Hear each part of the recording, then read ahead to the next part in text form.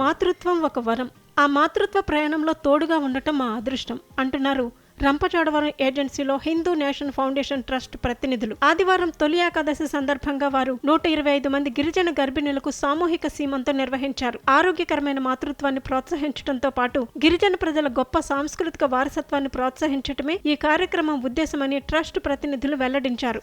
పూర్వజన్మ పుణ్యం వల్ల సంక్రమించే ఈ మానవ జన్మలో మనిషి 12 సంస్కారాలు చేయాలి. వాటినే షోడశ సంస్కారాలని అంటారు. వాటిలో జనన పూర్వ, జననాంతర సంస్కారాలని 2 రకాలున్నాయి. గర్భంలో ఉండగా శిశువుకు జరిగే సంస్కారం జనన పూర్వ సంస్కారాలలో ఒకటి. తొలిసారి గర్భం ధరించిన సమయంలో తల్లి సౌభాగ్యాన్ని, పుట్టబోయే బిడ్డ దీర్ఘాయుష్ను కోరుతూ దీనిని చేస్తారు. గర్భిణి శారీరకంగాను మానసికంగాను ఉల్లాసంగా ఉండాలని కాంక్షిస్తూ దీనిని నిర్వహిస్తారు. స్త్రీ సంస్కార రూపం సీమంతోన్న యనాఖ్యం కర్మచ తంత్రేణ కరిష్యే అనే సంకల్పంతో సీమంతం చేస్తారు. ఫౌండేషన్ ద్వారా చేపట్టిన సామూహిక సీమంతాల్లో 60 ఏళ్ల పైబడిన ముత్తైదువులు గిరిజన గర్భిణులకు చీర, జాకెట్టు, పసుపు, కుంకుమ, గాజులతో స్వీట్స్ తదితర మంగళ ద్రవ్యాలను అందించారు. గిరిజన ప్రాంతంలో సీమంతం చేసుకోవాలని కోరిక ప్రతి మహిళకు ఉంటుందని, చాలా మందికి అది సాధ్యం కాదని, అందుకే ఈ కార్యక్రమం నిర్వహించామని ఫౌండేషన్ ప్రతినిధులు తెలిపారు. ఈ కార్యక్రమం తమకు ఎంతో ఆనందాన్ని కలిగించిందని గిరిజన గర్భిణీలు ఆనందం వ్యక్తం చేశారు.